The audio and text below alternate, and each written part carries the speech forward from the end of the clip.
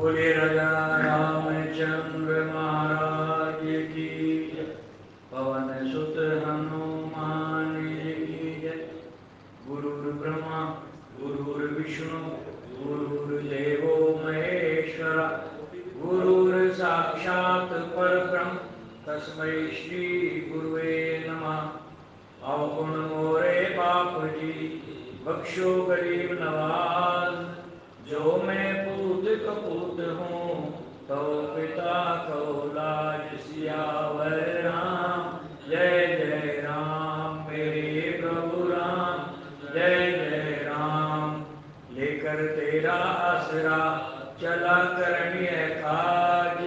आज सभा में राखियो सतगुरु मेरी लाज। सियावर राम जय जय राम मेरे प्रभु राम जय जय राम। श्री गुरु चरण सरोज रज निज मन मुकुर सुधार। वरणो रघुवर विमल यश जोदायक बल चार। सियावर राम जय जय राम मेरे प्रभु राम जय जय राम। बुद्धिहीन तनु जानिके सिमरऊं पवन कुमार। बल बुद्धि विद्या देहु मोहे हरऊं कलेश विकार। सियावर राम जय जय राम मेरे प्रभु राम जय जय राम। नहीं विद्या नहीं बाहुबल नहीं खर्चन को दाम। मोह से पतित अपंग की तुम पत राखो राम। सियावर राम जय जय राम मेरे प्रभु राम जय जय राम। सत्संग सभा में पधारे हुए गुरु प्रेमी सज्जनों, श्री रामचरितमानस के द्वितीय सोपान अयोध्या कांड के अंतर्गत आज दोहा नंबर 96 से 97 तक का पाठ हुआ और उसी की संक्षिप्त व्याख्या करने का प्रयास करेंगे। प्रसंग हमारे बीच में चल रहा है कि भगवान राम अब वन गमन की तैयारी कर रहे हैं और श्रृंगवेरपुर से आगे जाने का उन्होंने इरादा कर लिया है। और उसके पश्चात भगवान राम ने सुमंत्र जी को कुछ संदेश दिया। सुमंत्र जी ने सुनी रघुनाथ सचिव संवादो भयो सपरिजन विकल निषादो पुनि कछु लगन कही कटुबाणी। भगवान राम ने जो संदेश दिया, यद्यपि बेनती की सुमंत जी महाराज ने कि महाराज आप तो जटाजूट बना करके और पूरी तैयारी करके लगता है कि अब वापस चलने का इरादा ही छोड़ चुके हो, लेकिन महाराज ने आपके लिए कुछ संदेश भेजा था। वो संदेश ये है कि उन्होंने मुझे ये कहा था कि कुछ दिन तक वन की सैर करा करके इनको वापस ले आना, और अगर राम ना माने तो लक्ष्मण जी को ले आना, लक्ष्मण जी भी ना माने तो सीता जी को जरूर ले आना। उससे मेरे प्राण बच जाएंगे, वरना मेरे प्राण किसी कीमत पर नहीं रहेंगे। तो आपकी जैसी आज्ञा हो मैं वैसा करूं। ऐसी प्रार्थना जब राम जी के सामने रखी तो राम जी ने उनको कुछ संदेश दिया। पितु पद गई कटि कोटि नीति विनय करब कर जोर। चिंता कवने बात कर तात करिए जनिए। मेरी तरफ से उनके चरण पकड़ करके प्रार्थना करना कि वो मेरी बिल्कुल फिक्र ना करें, और फिर तुम भी मेरे पिता के समान हो तो तुम जा करके मेरे पिताजी से हाथ जोड़ करके महाराज दशरथ को समझाना, जिससे उनको किसी प्रकार की मेरी याद ना आवे और कोई मानसिक कलेश ना होने पाए। उसके पश्चात जिस तरह का उन्होंने आपस में संवाद किया, इस भावुक संवाद को सुन करके निषाद राज भी बड़ा भावुक हो गया, वो भी विषाद के वशीभूत हो गया।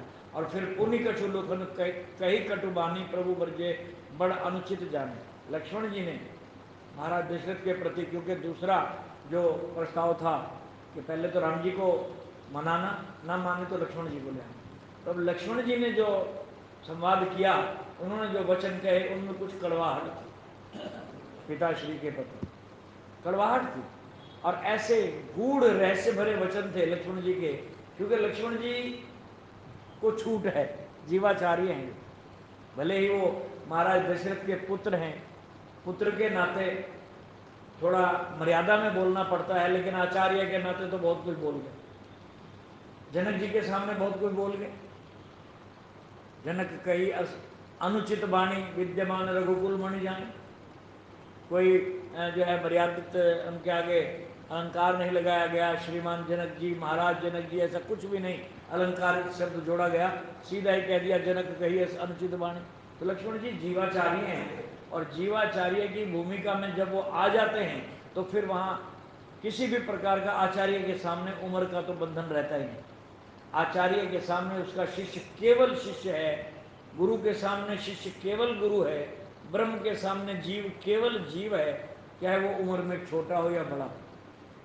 तो लक्ष्मण जी जब आचार्य की भूमिका में होते हैं तो इस तरह के शब्द बोल देते हैं। परशुराम जी के सामने भी उन्होंने ऐसे ही बोले, और एक बार तो राम जी के सामने भी अयोध्या में थोड़ा सा ऊंची आवाज में बोल गए थे कि राम जी को बड़ी मुश्किल से उनको समझाना पड़ा, कैकेयी के प्रति भी बोल गए। तो लक्ष्मण जी अपनी भूमिका में आ गए और कहने लगे सुमंत जी मेरे पिताश्री से जाकर के हाथ जोड़ करके निवेदन करना और उनको इतना सा संदेश देना कि जिस राजा के राज्य में न्याय नहीं, जिस सरोवर में कमल नहीं खिलते और जिस आंगन में बच्चे किलकारियां नहीं मारते, वो शमशान के समान होते। महाराज ने मोहवश होकर के वहां पर जो है कामिनी के मोह में फंस करके राम को पहले तो घर से निकाल दिया, वनवास दे दिया, और अब वापस बुलाने का ये नाटक क्यों कर रहे हैं? इस तरह की बातें शोभा नहीं देती। एक तरफ तो वनवास देना, फिर दूसरी तरफ ये भूमिका निभाना, ये नाटक करना कि राम जी को वापस ले आना, घुमा फिरा करके ले आना, ये सूर्यवंशी को और शूरवीरों को शोभा नहीं देता। इस तरह के थोड़े से तलखी भरे शब्द लक्ष्मण जी ने कह डाले, लेकिन तुरंत राम जी ने बात को संभाला और सुमंत्र जी से कहने लगे कि महाराज सचिव सकुच राम निज शपथ दिवाई, लखन संदेश कहिए जने जाए। महाराज सुमंत जी से कहने लगे कि मेरी कसम है आपको, लक्ष्मण का ये संदेश महाराज को मत देना, वरना महाराज जी को बहुत कष्ट होगा। महाराज दशरथ बहुत दुखी होंगे, क्योंकि एक तो मेरे बिछोड़े का दुख, फिर सीता जी भी मेरे साथ हैं, और फिर लक्ष्मण के इस तरह के कड़वाहट भरे तलखी भरे शब्द सुन करके वो बर्दाश्त नहीं कर पाएंगे। इसलिए लक्ष्मण जी ने भी जो भी कहा है उसको बालक समझ करके इन शब्दों को शब्दावली से हटा दें। लक्ष्मण का ये संदेश पिताश्री को मत देना, सिर्फ प्रणाम कहना, बस, इससे आगे कुछ नहीं। और कसम भी दे दी, बोले सकुच राम निज शपथ देवाई, लखन संदेश कहिए जन जाई। लखन का संदेशा पिता को मत देना। देखो मर्यादा लक्ष्मण जी ने, हालांकि आचार्य की भूमिका में जो उनके दिल में बात आई कह डाली, और इसका मतलब ये नहीं कि वो पिताश्री का अनादर करना चाहते थे या आदर नहीं करते। लक्ष्मण जैसा जीवाचार्य कभी भी पिता या बड़ों के सम्मान में इस तरह के शब्द बोल ही नहीं सकता, लेकिन यहाँ तो आचार्य बोल रहा है लक्ष्मण ने। जनक जी के सामने भी बोला है तो जीवाचार्य बोला है, परशुराम के सामने भी बोला है तो जीवाचार्य बोला है, और यहाँ पिता के लिए भी संदेश दे रहे हैं तो एक जीवाचार्य लक्ष्मण दे रहा है, पुत्र नहीं।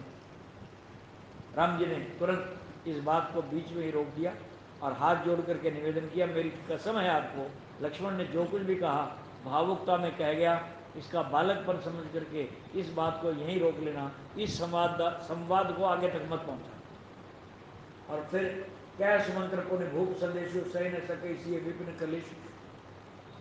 फिर अगला संदेश सीता जी के लिए था कि महाराज ने अगला संदेश सीता जी के लिए दिया था कि मेरी सुकोमल राजकुमारी पुत्रवधु मेरी बेटी सीता, जिसने आज तक कभी वन का दुख देखना तो बहुत दूर की बात, वन देखा भी नहीं कि वन होता क्या है, और वन के जो दुख, वन के कलेश, वहाँ के कष्ट, वहाँ की जलवायु, वहाँ के डरावने जानवरों की भयंकर आवाज़ें और राक्षसों का कोहराम, ये कहाँ सहन कर पाएगी?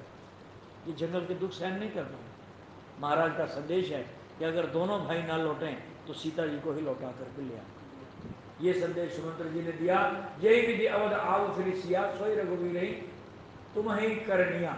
जिस भी प्रकार से सीता जी आने के लिए मान जाएं वही विधि अपना, उसी तरीके से मना लेना, सोई रघुवीरी तुम ही करनिया, और रामचंद्र जी से वही उपाय करने को कहना जिस उपाय से सीता जी मांगे। ये महाराज का संदेश राम जी के लिए, लक्ष्मण जी के लिए और सीता जी के लिए सुमंत्र जी ने अपनी भूमिका निभाते हुए, क्योंकि जो सचिव होते हैं, विश्वास पात्र जो मंत्री होते हैं, वो राजा से कुछ छिपाते नहीं, और राजा के सामने अगर बाहर का कोई भी संदेश हो तो वो भी छिपाते नहीं, सच बोल देते हैं। ऐसा सीता जी के प्रति संदेश दिया। और फिर नतर निपट अवलंब विहीना, मैं न जीव जिन जल बिन मीना। अगर ये तीनों ही ना आए ना, तीनों में से एक भी ना आया, तो फिर जिस तरह जल से बिछुड़ते ही मछली प्राण त्याग लेती है, ऐसे ही इनकी नहा वाला संदेश सुन करके, ये सुनते ही कि नहीं आए, बस मैं फिर जिंदा नहीं रह पाऊंगा। अगर तीनों की तरफ से यही जवाब आया कि तीनों में से एक भी लौट करके नहीं आया, वापस नहीं आए हैं, तो इसके बाद फिर मेरा जीना मुश्किल, मैं जीवित नहीं रह पाऊंगा। जैसे जल से बिछुड़ते ही मछली प्राण त्याग देती है, ऐसे ही इनका ये संदेश सुनते ही मैं भी प्राण त्याग दूंगा। और मायके ससुर सकल सुख जब ही जहां मन मान, सीता जी से ये जरूर कह देना कि आपके पिताश्री महाराज दशरथ आपके सहारे कुछ समय ये 14 साल की अवधि जीवित रूप में बिता लेंगे, इसलिए हे बेटी तुम तो जरूर ही वापस आ जाओ। और अगर आप भी ना आई तो दशरथ जी का जिंदा रहना बहुत मुश्किल है, बहुत कठिन है। तो अब आगे एक संदेश दे रहे हैं कि मायके ससुरे सकल सुख जब ही जहां मन मान।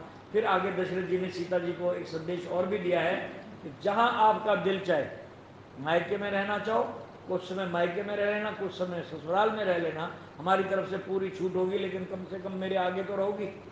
सीता जी से मेरा संदेश दे दे कहना कि मेरे आगे रहेंगी, मेरे सामने रहेंगी, तो मेरा जीवन का सहारा बना रहेगा, अवलंब मिल जाएगा, मुझे जो है एक जीवन जीने की औषधि मिल जाएगी अगर सीता जी लौट आई तो। और सीता को कहना कि तुम्हारे ऊपर कोई ये दबाव नहीं है कि सिर्फ अयोध्या में ही रहना या ससुराल में ही रहना है, आप चाहें तो कुछ समय मायके में भी लगा सकते हैं, मायके भी जा सकती हैं, तुम्हारी अपनी मर्जी होगी, पूरी स्वतंत्रता होगी। मायके ससुरे सकल सुख जब ही जहां मन मान, जहां भी तुम्हारा मन माने, जहां तुम्हारा मन रह करके सुखी हो, तुम्हें तन से मन से आनंद की अनुभूति हो, तुम वहां रह सकती हो। इसमें किसी प्रकार की कोई तुम्हारे साथ दबाव नहीं अपनाया जाएगा। जहां तब रहे सुखेन सिया जब लग विपत्ति विहान, जब तक ये 14 साल की विपत्ति जो हम पूरे परिवार पर पहाड़ की तरह आकर के आन पड़ी है, ये जब तक मुसीबत का समय टल नहीं जाता, 14 साल की ये अवधि बीत नहीं जाती, तब तक के लिए हम सब मिलकर के इस विपत्ति का मुकाबला करेंगे। सीता जी से मेरी प्रार्थना करना कि ये 14 साल की अवधि इसी तरह बीत जाएगी, कुछ समय ससुराल में रह लेगी, कुछ समय मायके चली जाएगी, लेकिन मेरे जीवन को सहारा मिल जाएगा, मेरा अवलंब मुझे मिल जाएगा। इस प्रकार प्रार्थना सीता जी के लिए विशेष तौर पर महाराज दशरथ ने की है। ये संदेश सुमंत्र जी ने दोहरा दिया। और फिर विनती भूप कीन जय भांति आर्त प्रीति न सो कही जाती। इतनी विनती करने के बाद, इस तरह प्रार्थना करने के बाद आगे सोन जी कह रहे हैं कि जिस भाव से, जिस भावुकता से महाराज दशरथ ने ये प्रार्थना की थी, वो तो शब्द ही मेरे पास नहीं। मैं उस भावना से, उस भाव में बह करके उस तरीके की प्रार्थना तो कर ही नहीं सकता। कहने का तात्पर्य है कि महाराज जी इतने भावुक थे, महाराज दशरथ इतने भावुक हो गए थे कि उनकी वाणी में आर्त भाव था, आर्त भाव था, दुखी भाव था। जिस प्रकार से जब उन्होंने प्रार्थना की थी, वो भाव तो मैं प्रकट भी नहीं कर पाया, उस तरीके से तो मैं कह ही नहीं पाया। वरना सच जानिए कि महाराज दशरथ जी की वाणी में विरह थी, वेदना थी, एक ललकार थी, एक पुकार थी, एक आत्मीयता थी और एक आर्त भाव था। इस प्रकार महाराज दशरथ जी का संदेश बड़े भावुक भरे शब्दों में, भावना भरे शब्दों में सुमंत जी कह रहे हैं, विनती भूप कही जय भांति। जिस भांति महाराज दशरथ ने प्रार्थना की है, आर्त प्रीति न कही जाती, उस तरह का आर्त भाव, मन से निकले हुए दुखित उद्गार और उनका प्रेम, ये कह ही नहीं सकता, मेरे पास तो शब्द ही नहीं है जो शब्द दशरथ जी ने कहे। इन्हीं शब्दों को इतना समझ लेना कि दशरथ जी किसी भी प्रकार से, आप तीनों में से एक भी अगर चल पड़ेगा, विशेष तौर पर सीता जी के लिए प्रार्थना की कि यही लौट आएंगी, तो मेरे 14 साल का समय बीत जाएगा, ये दुख का समय कट जाएगा, मेरे लिए सहारा है सीता। ऐसा सीता जी के लिए संदेश दिया। पितु संदेश सुनि कृपा निधाना, सिंह दीन सिख कोटि विधाना। और इस तरह का आर्त भाव, इस तरह की आर्त भरी, दर्द भरी पुकार करुणा निधान ने जब सुनी कि पिता की जो है पुकार में, पिताजी की प्रार्थना में, बेनती में आर्त भाव, प्रेम छिपा हुआ है, तो करुणा में के करुणा सफुट हो उठी, फूट पड़ी और तुरंत सीता जी को समझाने लगी कि देवी पिताश्री की बात मान ली, उनके संदेश में दुख है, आरती है, प्रेम है। हम भगवान की आरती करते हैं ना, कि हमारे अंदर के भाव जागते हैं कि प्रभु हमारे कष्ट दूर करो, अपने लिए स्वार्थ के लिए स्वार्थमयी प्रार्थना करते हैं भगवान से, आर्त भाव से की हुई प्रार्थना भगवान भी सुन लेते हैं, भगवान भी मान जाते हैं। और इसी प्रकार की जो प्रार्थना दशरथ की ओर से सुमंत्र जी ने की तो भगवान भी पिघल गए और सीता जी को समझाने लगे, बोले पितु संदेश सुनी कृपा निधाना, सियहि दीन सिख कोटि विधाना। सीता जी को करोड़ों प्रकार से ज्ञान और शिक्षा देने लगे, समझाने लगे। क्या कह रहे हैं, बोले सास ससुर गुरु प्रिय परिवारु, फिरहु तो सब कर मिटै खबारू, सुनीपति वचन कहती वही देही, सुनो प्राणपति परम सुनी। सीता जी को समझाने लगे कि देवी, पिताश्री की बेनती, उनकी दुख भरी दर्द भरी जो ये आरती है ये आपने सुन ली। अब मैं आपको यही सुझाव देता हूं कि आप अगर लौट जाएंगी, आप अगर पिताश्री की बात मान लेंगी तो कितने लोगों को सुख मिलेगा। गिनवा दिए एक एक करके। बोले सास ससुर गुरु प्रिय परिवार, सास ससुर को तो आनंद मिलेगा ही मिलेगा। पिताश्री के तो जो प्राण हमारे प्रेम में अटके हुए हैं उनको किसी प्रकार का कोई जोखिम नहीं रह जाएगा, प्राण बच जाएंगे। सास ससुर को आनंद की पूर्ति होगी, वो आपके रूप में मुझे देखेंगे। अगर आप लौट जाओगी तो उनकी नजरों में तो राम लौट आएगा। इतना सुख माँ बाप को मिलेगा तुम्हारे लौटने से। और दूसरा, गुरु, गुरुजनों को, गुरु माता को, गुरु के परिवार को, गुरु के जो गुरुकुल के अन्य हमारे सहपाठी हैं उन सब को भी आनंद मिलेगा। वो भी समय समय पर आपके दर्शन करने के बहाने आएंगे, दर्शन करके आपके अंदर मेरी छवि देखेंगे, इन सबको आनंद मिलेगा। गुरु परिवार को, हमारे अपने परिवार को, पूरे नगर निवासियों को, सबको आपके लौटने से खुशी प्राप्त होगी, आनंद प्राप्त होगा। और केवल सास ससुर को ही नहीं बल्कि आपके माता पिता को भी आनंद मिलेगा। महाराज जनक, महारानी सुनैना और आपकी बहनें, सारा का सारा परिवार झूम उठेगा खुशियों से आपके दर्शन करके। आप तो सबकी प्यारी। इस तरीके से भगवान राम विविध प्रकार से कई प्रकार की बातें कह करके सीता जी को समझा रहे हैं। सास ससुर गुरु प्रिय परिवार, फिर हमारा परिवार, परिवार से तात्पर्य दोनों तरफ का, ससुराल का भी मायके का, दोनों परिवारों में आनंद की लहर दौड़ जाएगी। जब जनकपुर निवासियों को पता लगेगा कि सीता जी वापिस लौट आई हैं तो वो भी किसी न किसी बहाने तुम्हें वहीं बुलवा लिया करेंगे। क्योंकि बेटी के ससुराल में पूरा जनकपुर तो उठ करके आएगा नहीं, लेकिन बेटी को ही जनकपुर में बुला लिया करेंगे। महीना, 2 महीने, 4 महीने, 6 महीने यहाँ रह के जाओ तो उनको भी आनंद की प्राप्ति होगी। 14 साल में अगर 6 महीने वहाँ और 6 महीने यहाँ बिताओगी तो दोनों परिवारों की जो मुरझाई हुई फसल है ना वो लहरा उठे, दोनों परिवारों को इतना आनंद मिलेगा। गुरु परिवार खुश हो जाएगा और सास ससुर के तो आनंद का ठिकाना ही नहीं, उनके जाते हुए प्राण वापिस लौट आएंगे। ये सब आपके हाथ में है। सीता जी को भगवान राम कई तरीके से समझाने की चेष्टा कर रहे हैं। फिर तो सब कर मिटे खबारू, आपके वापस लौटते ही ये जो जो मैंने गिनवाए हैं, दोनों तरफ के परिवार, मायके और ससुराल का, और गुरु परिवार और हमारे देश के निवासी, इन सब की चिंता मिट जाएगी, सब बेफिक्र हो जाएंगे। किसी को ये महसूस ही नहीं होगा कि राम है या नहीं है, राम वन में है या अयोध्या में है, क्योंकि आपके दर्शन करने मात्र से ही राम के दर्शनों का लाभ मिल जाएगा, राम के दर्शनों का लाभ मिल जाएगा। आप जगत की माता हो, आध्यात्मिक दृष्टि से आप सारे संसार की माँ, और जब माँ बच्चों की संभाल करने के लिए पहुंच जाए तो बच्चों के आनंद का तो कोई ठिकाना ही नहीं रहता। एक माँ की गोद तो ऐसी है जो बच्चों को आनंद दे सकती है, सुख दे सकती है, और आप तो जगत माता।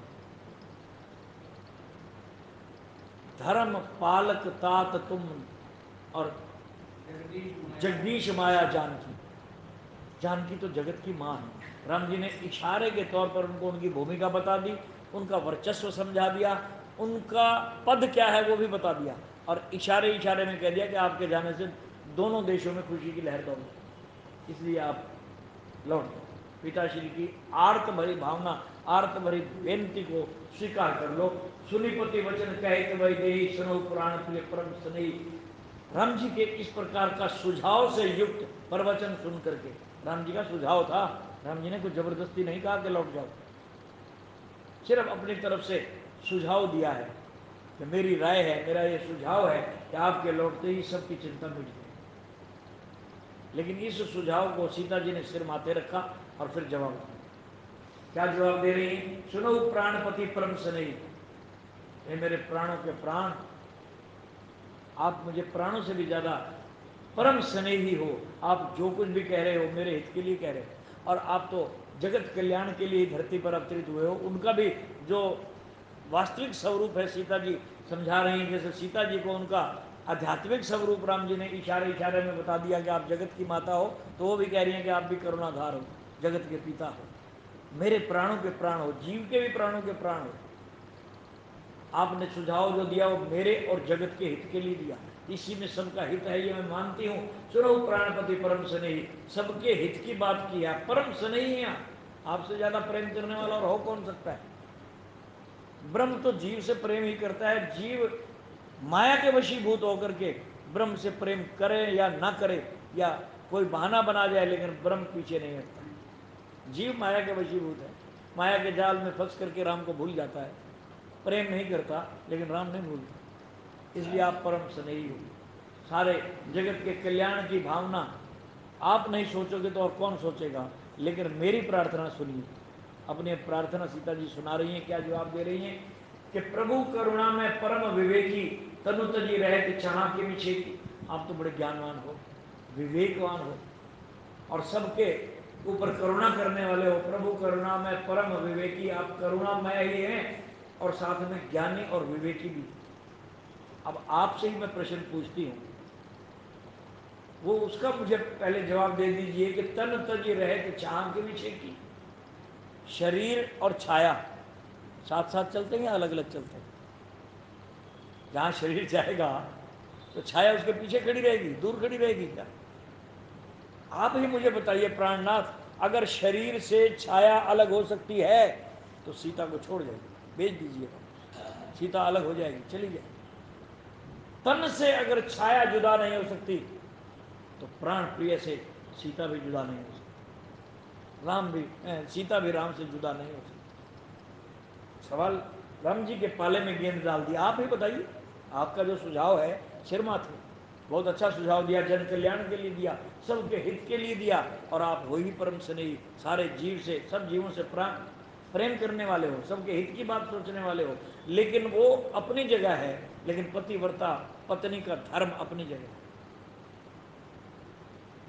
नारी का जो वर्चस्व है, नारी की, स्त्री की जो चाल है, वो पति के साथ। पति जहां जाएगा नारी स्त्री वहीं जाएगी। कैसे जाएगी? जैसे तन के साथ छाया। छाया तो शरीर का एक भाग है, शरीर जहां जहां जाएगा छाया भी साथ जाएगी। आप ही बताइए, तन तजी रहत छाह के नीचे की। शरीर को छोड़ करके जो है छाया अलग हो सकती है या अलग रह सकती है? अगर रह सकती हो तो फिर मुझे भी बेशक आप जैसी आज्ञा हो मैं स्वीकार कर लूंगी। और फिर प्रभा जाई कहे भानु भी आई। दूसरा उदाहरण दे रही हैं कि जिस तरह तन से छाया जुदा नहीं हो सकती, उसके साथ साथ ही चलती है, ऐसे ही सूर्य से किरण भी अलग नहीं हो सकती। क्या सूर्य से किरण अलग हो सकती है? सूर्य है तो किरण है, सूर्य ही उदय नहीं हुआ तो किरण भी नहीं है। जिस तरह किरण और सूर्य का साथ है, साथ साथ उदय होते हैं, साथ साथ अस्त होते हैं, ऐसे पति और पत्नी भी साथ साथ जीते हैं, साथ साथ मरते हैं। सूर्य और किरण एक साथ उदय होते हैं और एक ही साथ सम्मानित होते हैं।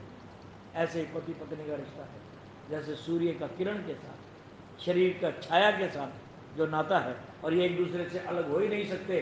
प्रभा जाई कहें भानु भी आई। पहला उदाहरण दिया कि छाया शरीर को छोड़ करके कहां जाए, और फिर प्रभा यानी किरण सूर्य को छोड़ करके कहां जाए? अगर ये संभव है तो सीता भी छोड़ करके अयोध्या चली गई।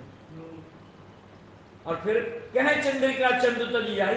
अगला उदाहरण दे रही हैं, चंद्रिका यानी चांदनी, चांद को छोड़ करके अलग हो सकती है? चांद है तो चांदनी है, और चांदनी भी तभी दिखाई देगी जब चांद है। चांद और चांदनी अलग नहीं हो सकते, साथ साथ रहेंगे। तन से छाया जुदा नहीं हो सकती, सूर्य से किरण जुदा नहीं हो सकती, चंद्रमा से चांदनी जुदा नहीं हो सकती। जिस तरह ये एक दूसरे के साथ बंधी हुई हैं, ऐसे है नाथ सीता भी आपके साथ जुड़ी है। सीता आपसे अलग नहीं हो सकती। आप स्वामी हैं, आप जो आज्ञा देंगे मुझे मंजूर होगी, लेकिन पहले मेरे इन सवालों को जवाब दे दो, क्या ये अलग हो सकती हैं? उसके बाद कह रहे हैं पति प्रेम में विनय सुनाई, कहती सचिव सन गिरा सुहाई। अब पति प्राणनाथ भगवान राम को इस तरह का सुझाव जो उन्होंने दिया, उस सुझाव का जवाब देकर के उन्हीं के पाले में जो है प्रश्न डाल दिया कि मेरे प्रश्न का उत्तर देकर मुझे संतुष्ट कीजिए। राम जी चुप। राम जी के पास सीता के सवालों का कोई जवाब नहीं। यही सवाल उस वक्त किए थे जब अयोध्या से चलने लगी थी, वहां पर भी राम ने इसी तरह से समझाया था। पता नहीं कितने कितने उनको उदाहरण दे डाले थे, सास ससुर की सेवा का क्या फल है, घर रहने का क्या फल है, वन में जाने का कितना कष्ट होगा। एक एक का जवाब सीता जी ने चंद शब्दों में दे दिया था कि जिमें देह बिन जिए जिमें नदी बिन वारी, तैसे ही नाथ पुरुष बिन नारी। जैसे शरीर बगैर प्राण के एक लाश बन करके रह जाता है, ऐसे पति के बगैर नारी भी जिंदा लाश बन करके रह जाता है। उसका जीवन स्वाहा हो जाती है। लगती है चलती फिरती, खाती पीती उठती बैठती, लेकिन वास्तव में चलती फिरती लाश है वो। देह बिन जिए, शरीर के बगैर जो है शरीर जीवात्मा के बगैर शरीर की क्या कीमत। और नदी बिन वारी, संगमरमर के पत्थरों से उसके घाट बनाए गए हों, फर्श बनाए गए हों, बहुत कीमती उस नदी के अंदर के संगमरमरी अंदर के भी घाट बनाए गए और बाहर के भी सुंदर घाट हो, लेकिन पानी ना हो, वहां पक्षी तक चहचहाने ना आए, पानी पीने ना आए, उस नदी की क्या कीमत। वहां पर भी ये सवाल। और फिर अंत में तो जो राम को उन्होंने जवाब दिया था ना कि ठीक है आपकी मर्जी है, मत ले जाओ, अब दो ही चीजें हैं, दो में से दोनों ले जाओ तो आपकी इच्छा, नहीं तो अगर एक ले जाओगे, एक को ले जाओगे, एक को छोड़ जाओगे तो दूसरी भी जिंदा नहीं रहेगी।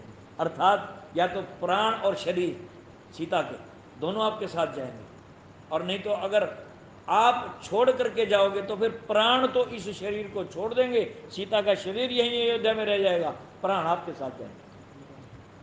अर्थात मैं प्राण त्याग दूंगा। राम जी वहीं निरुत्तर हो गए। लेकिन आज सीता जी ने प्राण त्यागने की बात नहीं की, बड़े प्यार से उनके सवालों के जवाब देने के लिए उनकी इस सलाह को, जो उन्होंने अभी सलाह दी है, राम जी ने कोई फोर्स नहीं किया, दबाव नहीं दिया, सुझाव दिया, सलाह दी है कि तुम्हारे जाने से सबका कल्याण होगा, हमारा देश जनकपुर अयोध्या दोनों में खुशी की लहर दौड़ जाएगी, दोनों परिवारों में आनंद आनंद ही हो जाएगा, इसलिए सुझाव दिया। तो सीता जी ने सुझावों का जवाब भी सुझावों में ही दिया और उन्हीं के ऊपर सवाल रख दिए कि मुझे ये 3 सवालों के जवाब दे दो कि क्या सूर्य से किरण अलग हो सकती है, तन से छाया जुदा हो सकती है, चंद्रमा से चांदनी जुदा हो सकती है? अगर ये संभव है तो मुझे आपका सुझाव मंजूर है, मैं आपका सुझाव मान लेती हूँ, मैं अयोध्या लौट जाऊँ। राम जी निरुत्तर है। अब महामंत्री सुमंत्र जी के मुखातिब हो रही हैं, उनको जवाब दे रही हैं। जब राम जी से कोई जवाब नहीं बन पड़ा तो तुम कहते सचिव सन गिरा सुहाई। महामंत्री को बड़ी प्यारी आदर मान सम्मान के साथ सीता जी जवाब दे रही हैं। और देखो वाणी में मिठास और मर्यादा क्या है। सीता जी की हालांकि मंत्री हैं, मंत्री का नाता है, और ये रानी है। रानी चाहे उम्र में भले छोटी हो, राजकुमार उम्र में भले छोटा हो, मंत्री को अपने लहजे में जो है राजकुमार वाले लहजे में संबोधित कर सकता है। ये राजकुमार को या राजा को अधिकार। लेकिन यहाँ सीता जी मर्यादा नहीं भूल रही, मंत्री को मंत्री ना समझ करके महाराज दशरथ का रूप समझ करके बोल रही हैं कि आप मेरे लिए महाराज दशरथ और जनक के समान, इतना मान सम्मान दे रहे हैं। और सीता जी का यही चरित्र रामचरित मानस की रीढ़ की हड्डी है। घर में हमारा कोई कर्मचारी बुजुर्ग है, कर्मचारी, घर के बुजुर्ग माता पिता को छोड़ो, वो तो है ही सम्माननीय, वो तो हमारे खून के रिश्ते से हैं और हमें उनका सम्मान करना भी चाहिए। लेकिन उतना ही सम्मान अगर हमारे घर में कोई बुजुर्ग कर्मचारी है तो उसको भी माँ बाप जैसी इज्जत दो। ये मत सोचो कि हमारे घर का नौकर है। जैसे आमतौर पर हम अगर बोलते हैं कि रामू काका एक गिलास पानी देना, तो हमारा 8 साल का बच्चा भी यही बोलेगा, वो भी रामू काका एक गिलास पानी देना ऐसे बोलेगा। हम अगर रामू काका को काका कहने के साथ साथ इज्जत मान के साथ बोलेंगे तो बच्चे को भी लगेगा कि ये हमारा नौकर नहीं, सम्माननीय व्यक्ति, इसका भी इज्जतमान होना चाहिए। वरना अगर दुर्योधन जैसी मति वाला कोई शकुनी का चेला होगा तो विदुर जी को भी घर से निकाल देगा। विदुर का भरी सभा में अपमान किया इस व्यक्ति ने, भरी सभा में, जबकि रिश्ते में काका है, चाचा है उसका, लेकिन उसको मंत्री समझ रहा है, मंत्री समझ करके अपमानित किया। और विदुर जी भी अपना सम्मान बचाने के लिए वहां से चले गए, और जब तक युद्ध समाप्त नहीं हुआ विदुर जी सामने भी नहीं आए। ऐसे अमर्यादित बच्चों को हमें मर्यादा सिखानी है, राम का चरित्र बताना है, सीता का चरित्र बताना है कि बड़ों के साथ कैसे व्यवहार किया जाए। सीता जी सुमंत्र जी से बात कर रही हैं, कैसे बात कर रही हैं? कहते सचिव सन गिरा सुहाई, सुहावनी प्यारी लगने वाली भाषा बोली है, कड़वी नहीं। ऐसा कोई भी अमर्यादित शब्द सीता जी सोच नहीं बोलना चाहती जिससे मंत्री को ठेस पहुंचे, इस बुजुर्ग को ठेस पहुंचे। मर्यादित भाषा, सुहाई सुहावनी प्यारी लगने वाली भाषा में जवाब दे रही हैं। और क्या बोली? तुम पितु ससुर सरी से हितकारी, आप मेरे पिता जनक जी और ससुर दशरथ जी के समान मेरा हित चाहने वाले।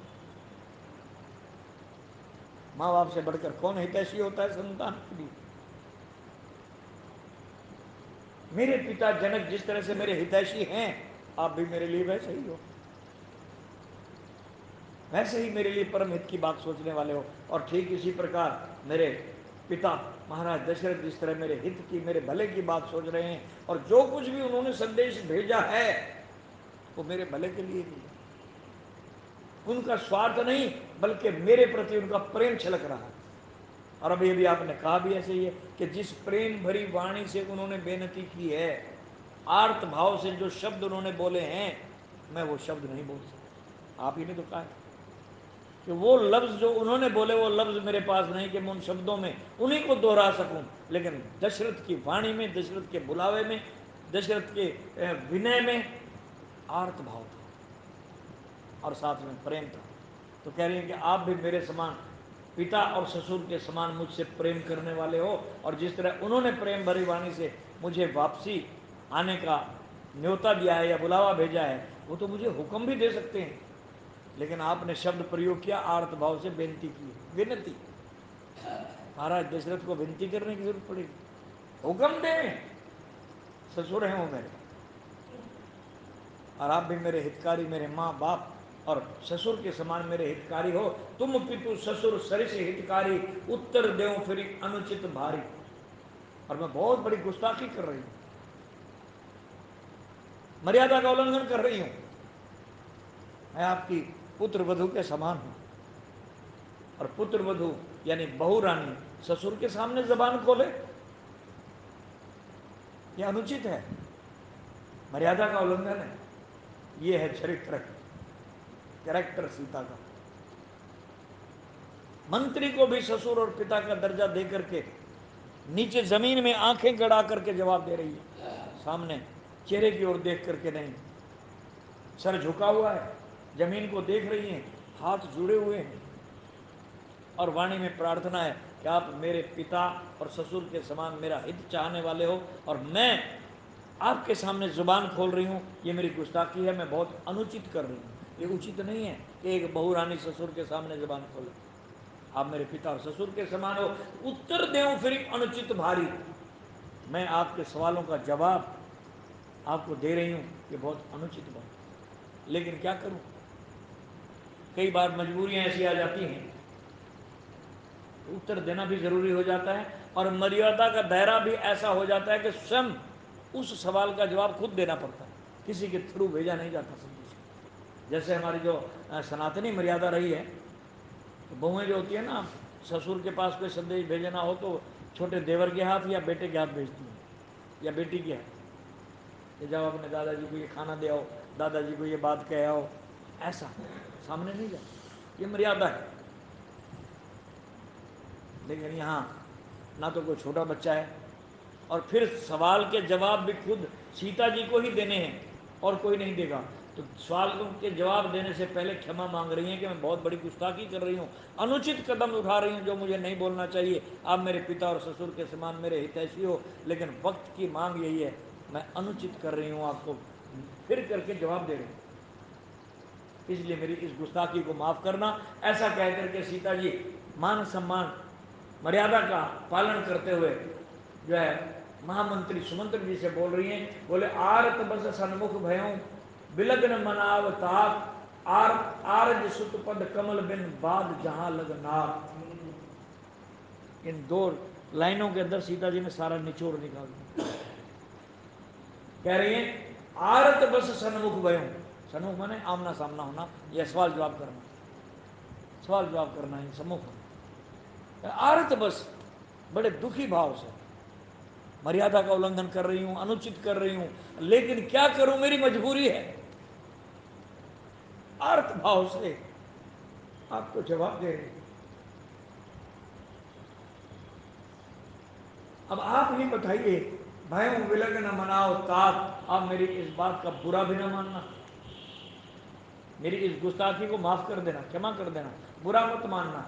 विलग न मनाओ तात, हे तात, हे पिताश्री, हे ससुर जी, आप मेरी बात का बुरा ना मानना, मेरी मजबूरी को समझना कि किस मजबूरी में, किस आर्त भाव से मुझे ये जवाब देना पड़ रहा है। जवाब देना मुझे शोभा नहीं देता, आपके सम्मुख होना मुझे शोभा नहीं देता, लेकिन मजबूरी। ऐसे में मैं पहले क्षमा आपसे मांग रही हूं, मुझे क्षमा कर देना, क्योंकि आरज सुत पद कमल बिन, आरज सुत राम के लिए प्रयोग शब्द किया, आर्यपुत्र, आरज सुत आर्यपुत्र, मेरे स्वामी मेरे साथ खड़े हैं, आर्यपुत्र मेरे स्वामी जिनकी मैं छाया हूं, इनको छोड़ करके, इनके चरण कमलों से अलग होकर के, बिन बादी जहां लगता, इनके चरण कमलों से अलग होकर के, और बताइए इन चरण कमलों के सिवाय एक पतिव्रता नारी के लिए पति के चरणों को छोड़ करके और कौन सा सहारा होता है, मुझे बता दो। कौन सा नाता, कौन सा रिश्ता ऐसा है जो इनसे बढ़कर हो? पति से बढ़कर के भी कोई नाता होता है पतिव्रता नारी के लिए? माँ बाप भाई बहन बंधु पुत्र तक भी एक तरफ, लेकिन पति एक तरफ। पतिव्रता नारी के लिए सबसे बड़ा रिश्ता अगर कोई है तो पति। आप तो समझदार हो, ज्ञानी हो, वेदज्ञ हो, वेदों की मर्यादा रखने वाले हो, है। चरण कमलों के बिना, स्वामी के आर्य पुत्र के चरण कमलों के बिना जगत में जहां तक नाते हैं सभी मेरे लिए व्यर्थ है। जहां तक नाते, पुत्र का नाता, भाई बहन का नाता, माँ बाप का नाता, परिवारजनों का नाता, अगर मेरा पति घर में है तो मेरे लिए सारे नाते सार्थक हैं। और अगर पति ही वहां पर नहीं है, पति से मैं अलग हूं, इनके चरणों से अलग हूं, तो मेरे लिए कोई नाता मायने नहीं रखता, सब व्यर्थ है। पतिव्रता नारी के लिए अगर पति को छोड़ करके और कोई स्थान हो तो वो जगह बता दो, मैं वहां चली जाती।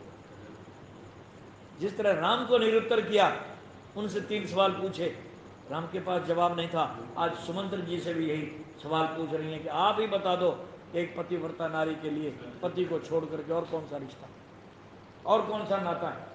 मेरे लिए तो सारे नाते व्यर्थ हैं।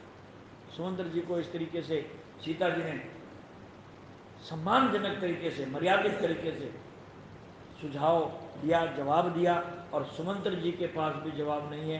क्या कहें कि नहीं, पति को छोड़ करके हमारे साथ चल। ऐसा कोई भी मर्यादित पुरुष, वेद पाठी, धर्मज्ञ पुरुष पतिव्रता नारी को ये नहीं कहेगा कि तो अपना धर्म छोड़, पतिव्रत धर्म छोड़ करके हमारे स्वार्थ के लिए हमारे साथ चल, चाहे माँ बाप ही क्यों ना हो।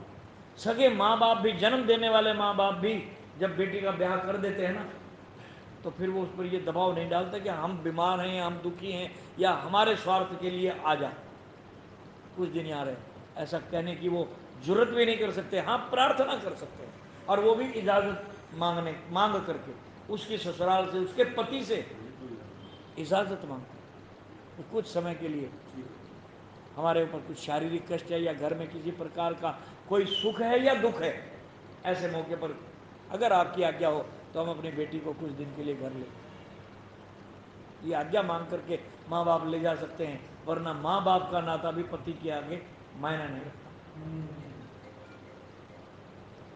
सीता जी ने इस तरह का जवाब बड़े मर्यादित तरीके से सुमंत्र जी के सामने रखा, जवाब दिया है। आगे भगवान राम और सुमंत्र जी और ये सब मिलकर के क्या निर्णय लेते हैं, ये कल आने वाले वक्ता से हम श्रवण कर पाएंगे। अब वाणी को यहीं विश्राम। त्रुटि के लिए क्षमा। बोलिए राजा रामचंद्र महाराज की।